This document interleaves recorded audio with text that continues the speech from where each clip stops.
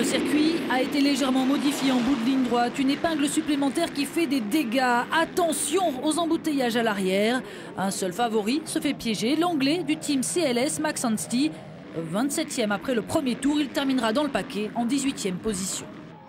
Le all shot est signé par le pilote Suzuki, Kunsit Vangsana, qui résiste à l'armada Kawasaki. Seb Pourcel et Xavier Bogue sont pour l'instant derrière, mais ils ne mettent qu'un tour à le doubler.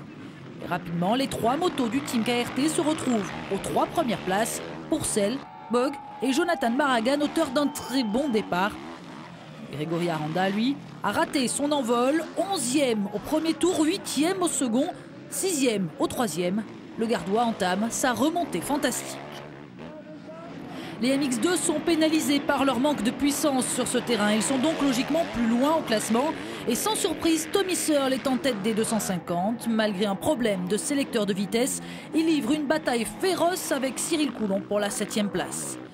Le grand perdant de cette manche est Nicolas Aubin. Un problème mécanique l'oblige à s'arrêter après le 4e tour.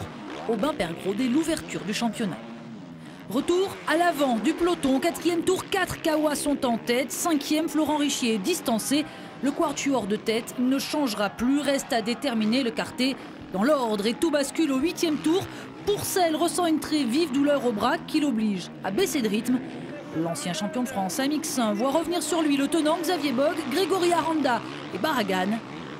Et l'Espagnol, dépassé par Aranda et piqué au vif, il trouve de bonnes trajectoires et est désormais l'homme le plus rapide sur la piste. Au 9e tour, il vient à bout de Aranda, puis de Bogue. Au 10e, il se débarrasse de Sébastien Pourcel et le voici en tête. Plus personne ne le rattrapera. Toujours gêné par son bras, Seb Pourcel ralentit et se cale finalement en 4e position, juste derrière son coéquipier Xavier Bogue. Légèrement blessé au tibia à Valence, le champion de France est lui rassuré, il tient le rythme.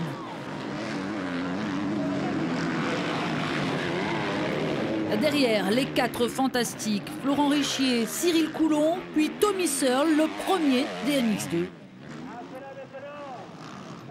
Et après 35 minutes de course, Jonathan Barragan passe sous le drapeau à damier. Il remporte la première manche de la saison. L'Espagnol, l'homme en forme du moment, il vient de remporter 2 courses en Espagne.